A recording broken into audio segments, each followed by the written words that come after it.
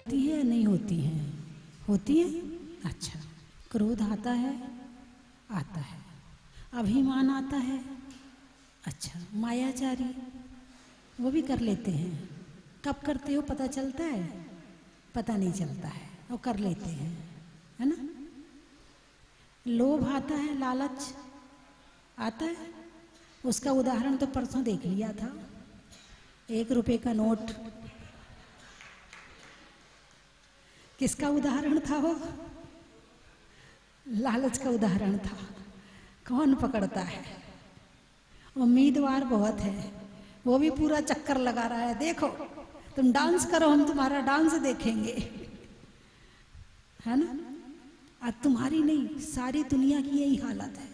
एक की नहीं, कहीं चले जाना, एक शहर की नहीं, एक मोहल्ले की नहीं, एक जाति की नहीं, एक देश की नहीं, संपूर्ण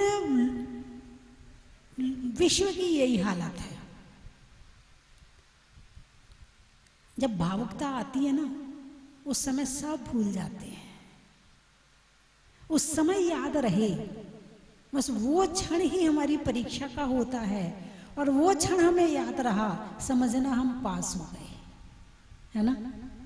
लेकिन याद रहना बड़ा मुश्किल है। ये संसार में हम अभी तक क्यों पड़े हुए हैं? भूल जाते हैं ना, इसीलिए पड़े हुए हैं। याद रहता तो इस संसार में रहते क्यों? अभी तक तो मोक्ष चले गए होते, है ना। अच्छा, तो द्वेष आता है? आता है। राग होता है? होता है। डर लगता है? अरे बोलिए ना, लगता है। भयभीत होते हो? अच्छा, ग्लानि होती है, घृणा होती है कि नहीं होती? होती है, होती है। अभी किसी गंदी गली से निकले और घृणा मन में ना आए, हो ही नहीं सकता है। जो चीज तुम्हें पसंद नहीं है, नाक तुम्हारी ना सिकुड़े, अरे बोलिए ना, ऐसा हो ही नहीं सकता है। नाक तो सिकुड़ी जाती है। जो तुम्हें पसंद नहीं है वो दिख जाए, चाहे खाने की चीज हो या पहनने की, चाहे वस्तु हो या व्यक्ति हो, चाहे मकान हो चाहे दुकान हो, नाक तो सिकुड़ी जाती है। और अभी यहाँ एक चूहा आ जाए और तुम्हारे बीच में आ जाए, चूहा का मुंह उचकेगा,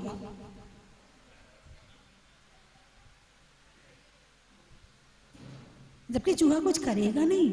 लेकिन भय, क्या भय 7 प्रकार का होता है। भय अभी चर्चा नहीं करूंगी, विषय विपरीत हो जाएगा। तो भय लगता है, लगता है। स्त्री वेद के परिणाम होते हैं, पुरुष वेद के परिणाम होते हैं। यानी ये इच्छाएं पैदा कौन करता है? अरे बोलिए ना, मन करता है ना। कौन पैदा करता है? मन। यदि मन की दोस्ती भगवान से है तो फिर नहीं करेगा, फिर तो वो शांति से रहेगा। यदि इच्छाएं पैदा मन करता है, मन में इच्छा पैदा करने की ताकत है, तो फिर भगवान साधु संतों की भी होनी चाहिए।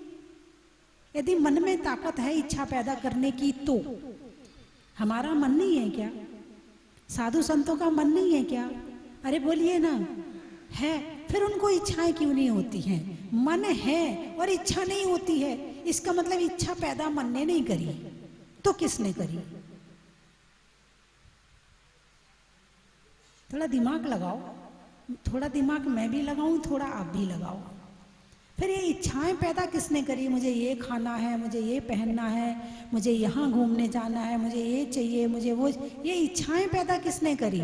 ऐसे कपड़े चाहिए, ऐसे बाल बनाने हैं, उस ब्यूटी पार्लर में जाना है, ऐसे नाखून बनाने हैं, ऐसे ज्वेलरी पहननी, ये इच्छाएं पैदा किसने करी? ज्ञान ने। किसने? अरे बोलिए ना, ज्ञान ने। बहुत सुंदर। चलो कुछ तो दिमाग लगाया, सही लगाया, गलत लगाया, लगाया तो सही। यदि ज्ञान इच्छा पैदा करता है तो भगवान के पास में केवल ज्ञान है, उनकी भी इच्छाएं होनी चाहिए।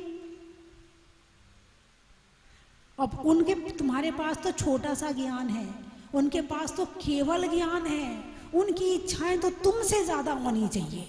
यदि ज्ञान इच्छा पैदा करता है तो इसका मतलब है कि इच्छा पैदा ज्ञान नहीं करता है।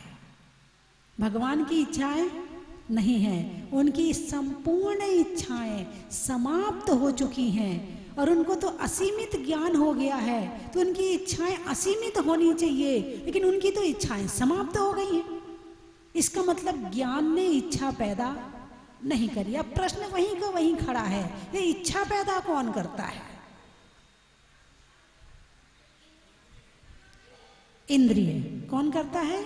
इंद्रिय। इंद्रिय इच्छा पैदा करती। कान कहता है मुझे गाना सुनना है, आंखें कहती मुझे सीरियल देखना है, जिह्वा कहती मुझे अच्छा अच्छा भोजन चाहिए, शरीर कहता है मुझे एसी कूलर पंखा आदि के बिना मैं नहीं रह सकता हूँ। इंद्रिय इच्छा पैदा करती है ना?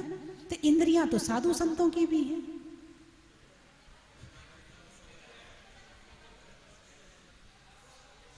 हाँ जी निर्मल जी, हैं कंट्रोल, इंद्रियों को कंट्रोल कर लिया है। नहीं, इनका मतलब है कि इच्छा पैदा इंद्रियों ने करी है। तो क्या इंद्रियों में इच्छा पैदा करने की ताकत है?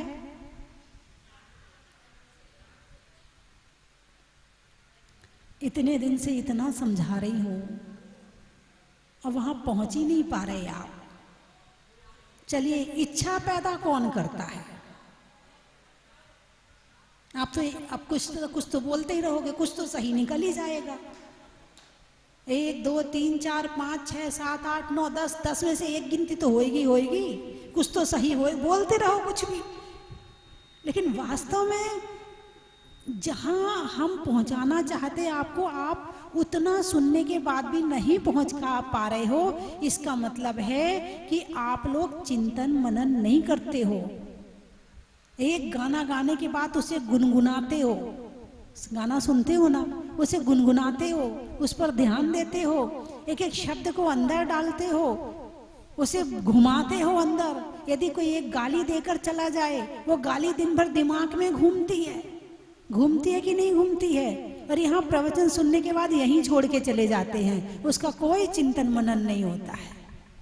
इसीलिए अभी तक उत्तर नहीं आया है।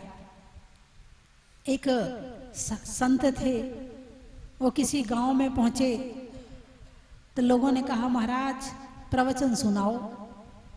तो महाराज ने कहा तुम ज्ञानी की अज्ञानी? बोले महाराज हम तो अज्ञानी हैं। बोले फिर प्रवचन सुनाऊंगा तो समझ में नहीं आएगा, इसलिए मैं प्रवचन नहीं सुनाता। लोग निराश होकर चले गए। दूसरे दिन आए तो बोले महाराज प्रवचन सुनाओ। बोले तुम ज्ञानी की अज्ञानी? बोले महाराज हम तो ज्ञानी हैं, क्योंकि कल अज्ञानी कहने पे प्रवचन नहीं दिया था, इसलिए आज उन्होंने कहा हम तो अज्ञानी हैं। अब फिर उन्होंने प्रवचन नहीं दिए, लोग निराश होके बोले तुम ज्ञानी हो, तुम्हें क्या प्रवचन सुनाना, ज्ञानियों की प्रवचन को क्या जरूरत है। निराश होके वापस चले गए। अब तीसरे दिन फिर लोग आए, उस दिन पार्टी बना के आए। बोले आधे ज्ञानी कहना और आधे अज्ञानी कहना। अब फिर महाराज ने प्रश्न किया तुम ज्ञानी की अज्ञानी? आधे बोले ज्ञानी और आधे बोले अज्ञानी। बोले ज्ञानी अज्ञानी को समझा दे, मेरे प्रवचन की कहाँ जरूरत है। अब चौथे दिन आए, बोले महाराज प्रवचन सुनाओ, मगर ये मत पूछना कि मैं कौन हूं, ये मत पूछना कि मैं कौन हूं, आप तो प्रवचन सुनाओ और मैं क्या हूं ये भी आप ही बता दो। बोले कहना चाहिए हम जिज्ञासु हैं। क्या है? हम जिज्ञासु हैं, हम जानना चाहते हैं तत्व क्या है, द्रव्य क्या है, हम जानना चाहते हैं आत्मा क्या है, परमात्मा क्या है, हम जानना चाहते हैं धर्म क्या है, अधर्म क्या है, हम जिज्ञासु हैं। आप लोग कौन हैं, ज्ञानी की अज्ञानी? क्या बात है, एक बार में बोल दिया। अब तो दिमाग नहीं लगाना पड़ा ना, दिमाग लगाना पड़ता तो उत्तर गड़बड़ आता। तो चिंतन मनन, दिन भर आपके मन में कोई ना कोई विचार तो चलता ही है ना। ऐसा कोई क्षण होता है जिस समय विचार ना चलता हो? जब विचार चलना ही है तो ऐसे विचार चलाओ जो हमारे काम के हों, जो हमारे जीवन में काम आए। ऐसे विचार चलाओगे तो जीवन भी अच्छा बनेगा, मन भी अच्छा रहेगा, मन भी प्रशस्त रहेगा और शांत रहेगा। लेकिन ऐसे विचार चलाते हैं जिसकी कोई उपयोगिता नहीं होती है ना। एक जगह एक संत प्रवचन करने गए, बहुत सारे लोग आए प्रवचन में। उनके संग का एक व्यक्ति खड़ा हुआ, गांव वालों को 2-4 गाली दी और भाग गया। 2-4 गालियां दी और भाग गया। अब महाराज सामने बैठे थे इसलिए कुछ नहीं बोले, चुप रहे, सुन ली। नहीं होते तो फिर बताते कि गाली का उत्तर कैसे दिया जाता है, ईंट का जवाब पत्थर से कैसे दिया जाता है। अब वो तो भाग गया। 10-15 दिन बाद लौट के आया, गांव वाले उसे पकड़ के लाए। देखो महाराज, ये वही आदमी आपके संग का, क्या संस्कार है इसके, ये हम लोगों को गाली दे के गया था। तो मुस्कुराने लगा, बोले देखो महाराज, एक तो गाली दी और ऊपर से मुस्कुरा रहा है। वो हंसने लगा, बोले महाराज देखो इसकी निर्लज्जता, ये हंस रहा है, गाली देख करके हंस रहा है। तो महाराज बोले भाई तूने गाली क्यों दी और हंस क्यों रहा, तू दोनों का उत्तर दे दे। बोले महाराज मैंने इन्हें गाली दी। बोले हाँ। बोले बिल्कुल सत्य। बोले परमानेंट पक्का सत्य है। बोले इनसे पूछो कि गाली क्या क्या दी थी, गाली कौन कौन सी दी थी, फटाफट जो गालियां दी थी वो बता दी। अब वो बोला महाराज उस दिन आपने प्रवचन भी सुनाया था, अब इनसे पूछो उस दिन प्रवचन में क्या क्या कहा था।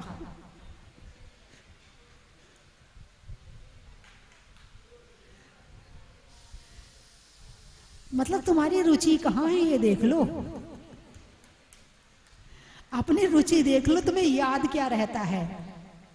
जिसमें रुचि होती है वो चीज याद रहती है, जिसमें रुचि नहीं होती है वो चीज याद नहीं रहती है ना। अभी यहीं बैठे बैठे पूछ लो मिर्ची का डब्बा कहाँ रखा है, धनिया का डब्बा कहाँ रखा है, सोने का डब्बा कहाँ रखा है, कौन सी चीज साड़ी कहाँ रखी है, सब बता दोगे यहीं बैठे बैठे। दुकान में कहाँ कौन सी फाइल रखी है, कौन सा सामान रखा है, यहीं बैठे बैठे बता दोगे। और हम पूछें कि हमने परसों प्रवचन में क्या कहा था। एक अम्मा जी आई, मैं बहुत बार ये उदाहरण सुनाती, आज भी आपको सुनाती हूँ। बोले माता जी कुछ अच्छा सा आशीर्वाद दे दो। मैंने कहा भाई काय का आशीर्वाद चाहिए, मुझे याद नहीं रहता है कुछ, मैं सब भूल जाती हूँ। बोले अच्छा। मैंने कहा उसका आशीर्वाद तो बाद में दूंगी, पहले ये बताओ तुम्हारे कितने बच्चे हैं। बोले मेरे 5 लड़कियां हैं और 4 लड़के हैं। अम्मा जी थी, पुराना समय था, 5 लड़कियां हैं और 4 लड़के। मैंने कहा सबके नाम बताओ, सबके नाम बता दिए। फिर मैंने कहा सबकी शादी हो गई। बोले हो गई। मैंने कहा कहाँ कहाँ हुई है।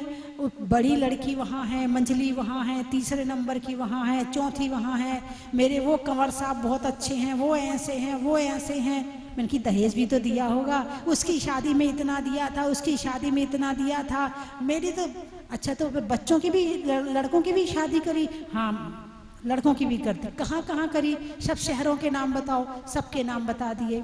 मैंने कहा दहेज मिला भी तो होगा, उसके यहाँ से इतना आया था, उसके यहाँ से इतना आया था। मैंने कहा फिर तो तुम्हारे यहाँ नाती पोते भी होंगे। बोले हाँ गर्मी के दिन चल रहे हैं, लड़कियों के भी मेरे बच्चे आ गए हैं और यहाँ हमारे बच्चों के भी बच्चे हैं। बड़े पूरा आंगन किलकारियों से गूंज रहा है, बड़ा आनंद है। तो मैंने कहा चलो नाती पोतों के नाम बताओ, तो उनके नाम भी बता दिए। मैंने कहा अम्मा जी अभी तो कह रही थी आपको कि कुछ याद नहीं रहता है।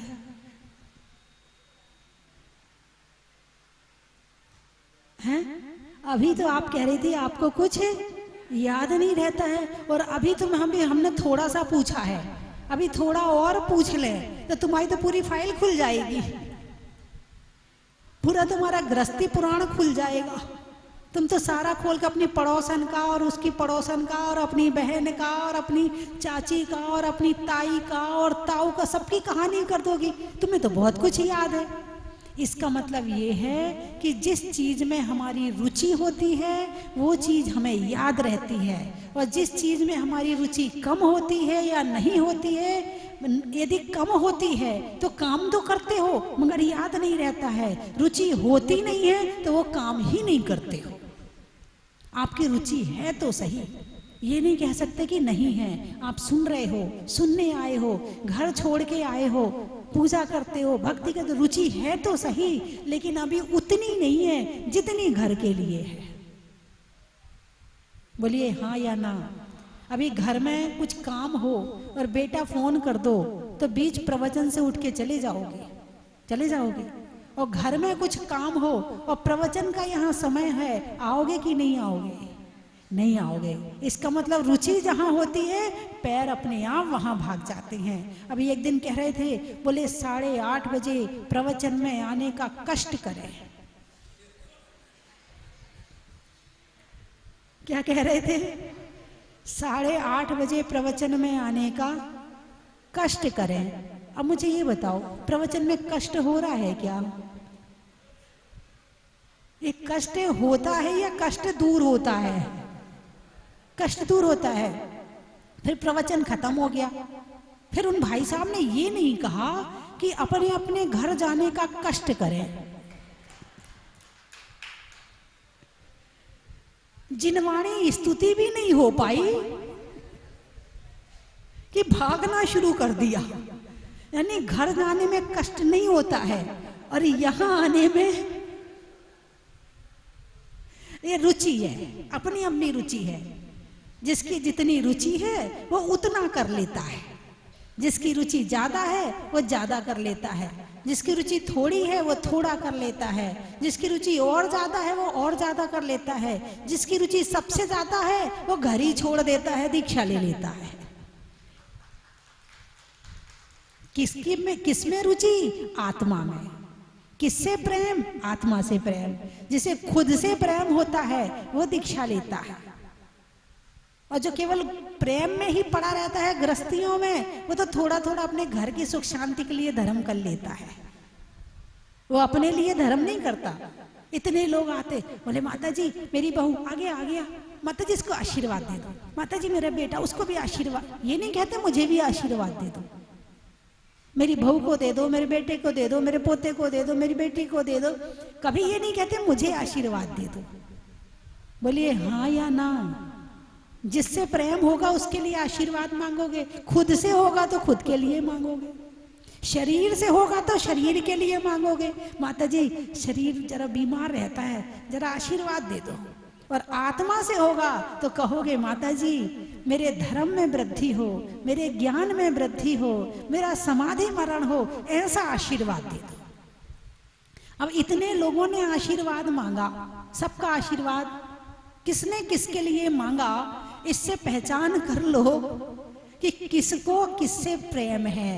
जिसको खुद से प्रेम है वो ज्ञान के लिए, साधना के लिए, संयम के लिए, समाधि मरण के लिए आशीर्वाद मांगेगा। जिसको शरीर से प्रेम है वो अपने स्वास्थ्य के लिए आशीर्वाद मांगेगा।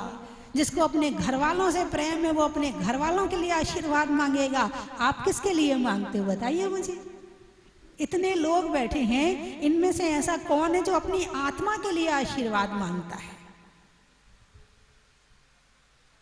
इसलिए तो उत्तर नहीं आया जो मैं प्रश्न कर रही थी कि इच्छा पैदा क्यों होती है। उत्तर आया था मन पैदा करता है, तो मन तो साधुओं का भी है। उत्तर आया ज्ञान करता है, तो केवल ज्ञानी भगवान उनको भी होना चाहिए। उत्तर आया इंद्रियां करती हैं, तो जिस समय इस शरीर से आत्मा निकल जाए, ठीक है, शरीर में से आत्मा निकल गई, इंद्रियां तो अब भी है ना।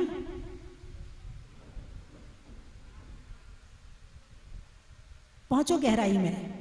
शरीर में से आत्मा निकल गई, इंद्रियां तो साथ नहीं गई ना। आंख वहीं लगी हुई है, कान लगे हुए हैं, मुंह लगा हुआ है। यदि इंद्रियां इच्छा पैदा करती हैं तो उस मुर्दे को भी इच्छाएं पैदा होनी चाहिए। अब फिर प्रश्न वही, ये इच्छा पैदा कौन करता है? कौन करता है? कुछ तो चुप बैठे हैं, वही ज्ञान और अज्ञान, ज्ञानी और अज्ञानी। माता जी आप ही बता दो, हमसे मत पूछो, अब तो आप ही बता दो, बहुत देर हो गई। इच्छा पैदा करता कौन है? इच्छा पैदा करने वाला है मोह। कौन है? मोह। यदि मोह ना हो तो इच्छाएं पैदा ना हो। जिसका जितना ज्यादा मोह उतनी ज्यादा इच्छाएं, जिसका जितना मोह कम उसकी उतनी इच्छाएं कम। कौन पैदा करता है? मोह। जब तक हमें किसी वस्तु के प्रति राग नहीं होगा, जब तक हमें किसी वस्तु के प्रति प्रेम नहीं होगा, जब तक हम किसी वस्तु के प्रति मोहित नहीं होंगे, तब तक उसको पाने की इच्छा करेंगे क्या? नहीं करेंगे। उसको पाने की इच्छा कब करेंगे? जब उस वस्तु के प्रति हम आकर्षित होंगे। और ये आकर्षित करने वाला कौन है? मोह है।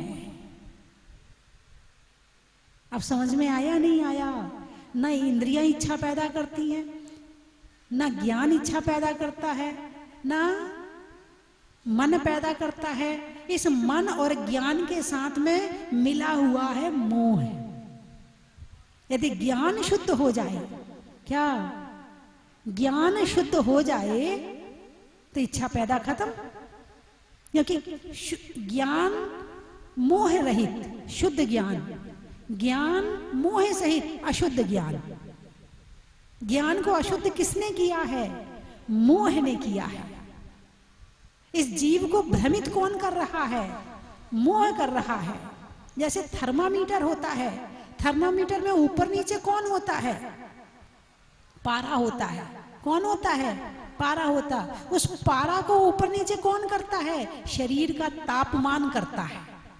शरीर में लगाओगे तो थर्मामीटर जो पारा है वो ऊपर नीचे होगा। ऐसे ही इस जीवन को ऊपर नीचे करने वाला मोह है, रुलाने वाला मोह है, हंसाने वाला मोह है, ईर्ष्या पैदा करता मोह है, कषाय पैदा करता मोह है, हैं? मतलब कुछ भी इच्छाएं हो रही हैं शरीर से संबंधी अथवा बाहर संबंधी, कोई भी इच्छाएं पैदा हो रही हैं तो समझना ये मोह ही पैदा कर रहा है। यदि जीव का ज्ञान शुद्ध हो जाता है तो उसकी इच्छाएं खत्म हो जाती हैं। मैंने एक दिन और बताया था, कर्मों का राजा कौन है? मोह है। और राजा गया तो सब गया। ऐसे ही मोह गया तो सारी इच्छाएं गई, सारे कर्म ढीले पड़ गए। इसलिए 10वें गुण स्थान में सबसे पहले मोह जाता है। जैसे ही मोह जाता है तो ज्ञानावरण कहता अब मैं क्या करूंगा, मैं भी चला। दर्शनावरण कहता मैं क्या करूंगा, मैं भी चला। अंतराय कहता मेरा काम ही खत्म। क्योंकि अंतराय तो तब आएगा ना जब तुम किसी चीज की इच्छा करोगे, सुख की वांछा करोगे और नहीं मिलेगा तो बाधा आ गई। तो जब मोह है ही नहीं है तो इच्छा है ही नहीं है, और जब इच्छा है ही नहीं है तो अंतराय है ही नहीं है।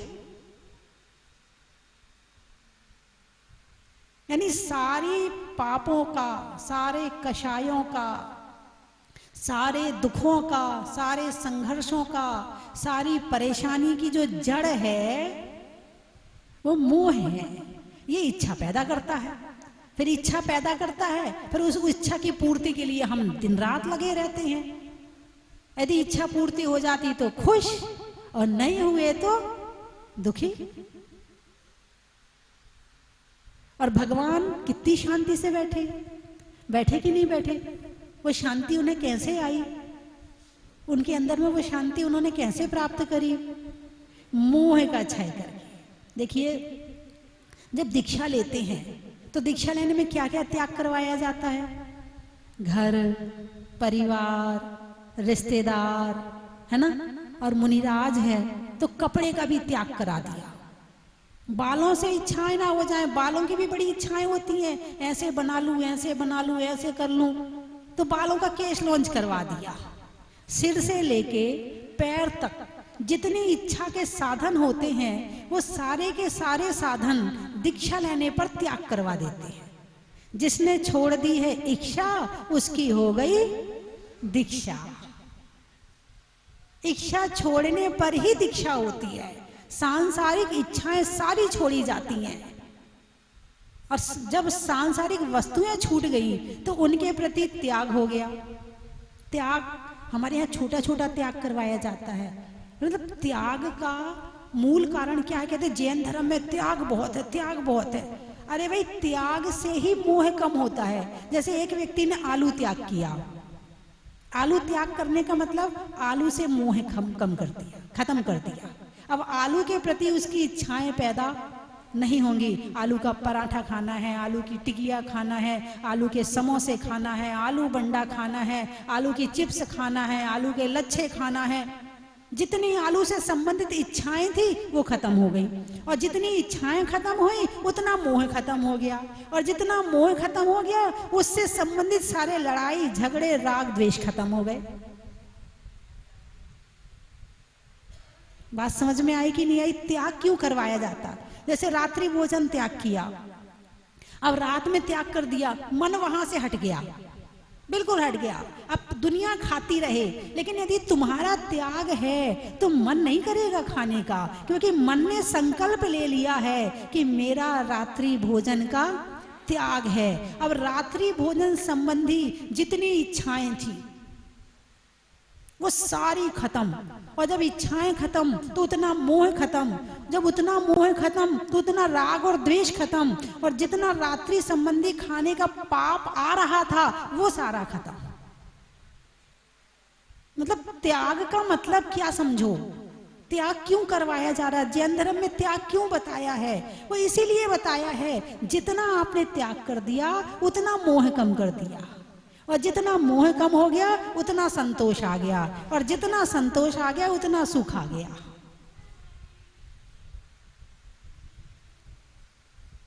अणुव्रत बताए हैं, है ना? परिग्रह परमाणु व्रत में बताया श्रावकों के लिए, अपने नाम से अपना पैसा जितना तुम्हें अपने जीवन के लिए चाहिए उतना रख लो, बाकी त्याग कर लो। भाई, जिसमें तुम्हारा दान धर्म हो जाए, जिसमें तुम्हारा जीवन चल जाए, जिसमें तुम्हारा परिवार चल जाए, उतना अपने नाम से रख लो, बाकी त्याग कर दो। 10 करोड़ 20 करोड़ सीमा तो रखो। दुनिया में, संसार में जितना पैसा है उतने का पाप तो नहीं लगेगा। यानी दरवाजा खुला है तो हवा, बोलिए ना, हवा आएगी, और दरवाजा बंद कर दिया, हवा नहीं आएगी, है ना? तो अभी आपने यदि त्याग नहीं किया है, यदि आपने सीमा नहीं बनाई है, तो संसार में जितना धन, जितने कपड़े, जितना सोना, जितना चांदी, जितने मकान, जितनी गाड़ी, जितना हेलीकॉप्टर, जितना सब कुछ है, उन सबका पाप लग रहा है। और आपने यदि सीमा बना ली कि अपने नाम से 20 करोड़ रखूंगा, जब पता है कि भाई 20 करोड़ नहीं आएंगे जिंदगी में कभी, फिर भी सीमा तो बनाई आपने। अपने नाम से 100 साड़ी रख लो, अपने नाम से 2 किलो सोना रख लो, अपने नाम से 5 गाड़ी रख लो, 5 बंगले रख लो, लेकिन सीमा तो बनाओ। सीमा बनाने से ये है कि अब केवल 5 का ही पाप लगेगा। अब आपको संसार में जितने मकान हैं सबका पाप लगने वाला नहीं है। ये जैन धर्म छोटी छोटी बातों से ऐसा जीवन को सुरक्षित कर देता है, आत्मा को सुरक्षित कर देता है और सुखी कर देता है। इसलिए अपने जीवन में ये छोटे छोटे नियम लेते रहने चाहिए।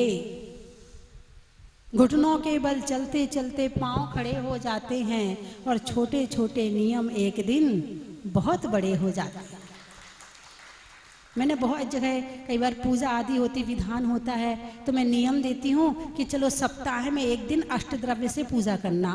तो बहुत सारी महिलाएं, पुरुष करना शुरू कर देते हैं। फिर कहते, बोले माता जी पूजा करके इतना अच्छा लगा, इतना अच्छा लगा, अब तो हम रोज ही करते हैं। एक दिन के नियम से रोज का शुरू हो गया। अब शुरुआत तो करो छोटे छोटे नियम की, डरो मत। डरने से काम नहीं होगा। जो डर गया उसे वास्तव में मर गया, और जो नहीं डरा और आगे होके उसने नियम संयम पालन किया वो अमर हो गया। आज नहीं तो कल अमरता के रास्ते पर तो चल पड़ा है। कभी ना कभी अमर तो हो ही जाएगा। इसीलिए जैन धर्म में ये छोटे छोटे नियम बताए हैं। बताओ कितनी बड़ी बात है। आपने भोजन कर लिया, भोजन करने के बाद कहा अब तुम्हें जितनी देर नहीं खाना है ना, उतनी देर का त्याग कर दो।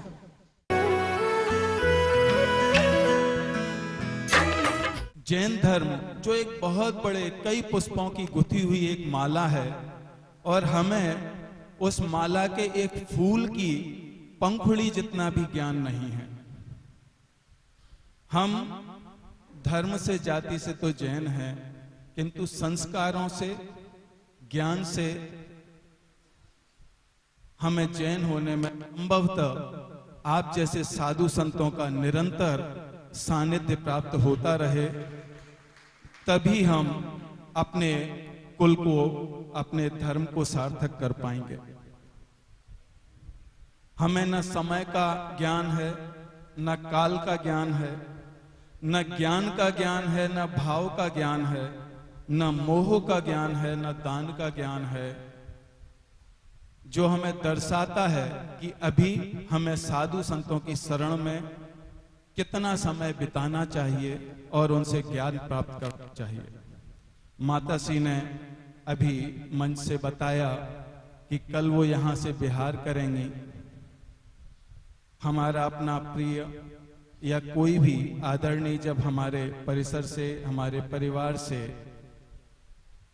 किसी दूसरे क्षेत्र पर भी जाता है तो निश्चित ही मन दुखी होता है। इस प्रवास का माताजी का संभवतः आज का ये संभवतः क्या है ही अंतिम प्रवचन है। 10 मिनट माताजी से ज्यादा चाहेंगे। मैं चाहूंगा कि हम बरहिया जैन समाज और इस प्रांगण से जुड़े हम सभी लोग अपनी भावनाएं एक गीत के माध्यम से आप सभी के आपके चरणों में प्रस्तुत करें। मुनीश्वरनाथ भगवान की प्रतिमा के जो हमने यहाँ पर दर्शन करे वो अपने आप में एक अद्भुत प्रतिमा है, जिसके आगे कोई भी शब्द कहना शायद मेरी बहुत बड़ी वो होगी। तो इस वजह से मैं चाहता हूँ कि हम सब बस इनके चरणों में वंदनामी करें और हम कहें भगवान बस इस तरीके से हमें बार बार इसी तरीके से दर्शन देते रहना और हमारा पुण्यार्जन यहाँ पर इसी तरीके से लगता रहे। विशाल इतना भव्य मंदिर शायद ही किसी ने कहीं देखा होगा। मेरे साथ इतनी गहरी परेशानी आई भी है कि आज मेरे भाई का ऑपरेशन है। मैं माता जी से रिक्वेस्ट करूंगा कि भगवान उनका ऑपरेशन सही हो जाए। यहाँ आके मैं पहले भी आ चुका हूँ, पूरी बस लेके आया था। अब की बार भगवान ने हमें बुलाया, हम 2 बस लेके आए हैं मेरठ से और सबकी यात्रा बहुत बढ़िया चल रही है। बस भगवान से यही प्रार्थना है कि सबकी यात्रा मंगलमय होती रहे।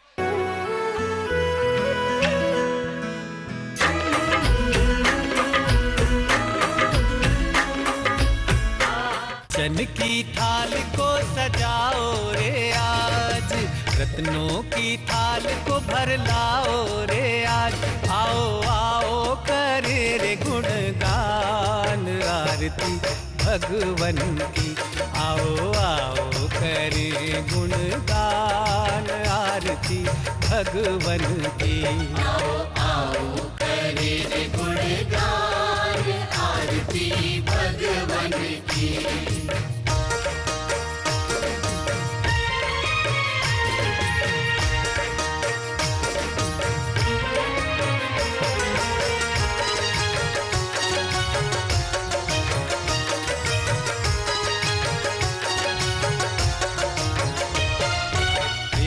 सुमित्र के राज दुलारे, माँ पद्मा जी के नैनों के तारे।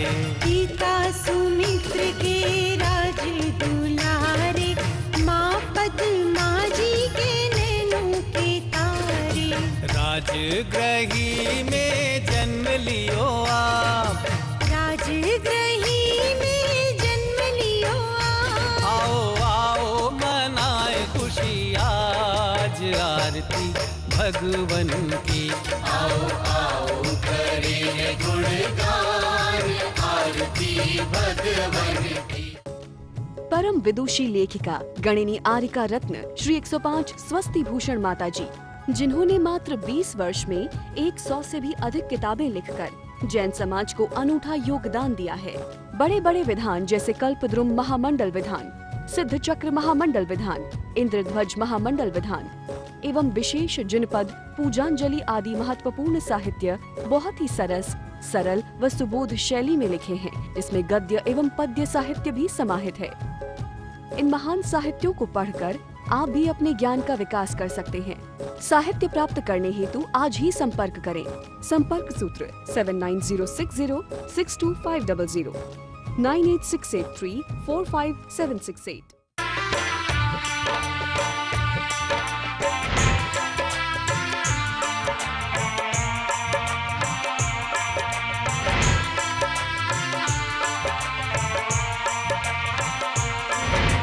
चलो रे चलो रे चलो चलो रे चलो रे चलो चलो जहाजपुर।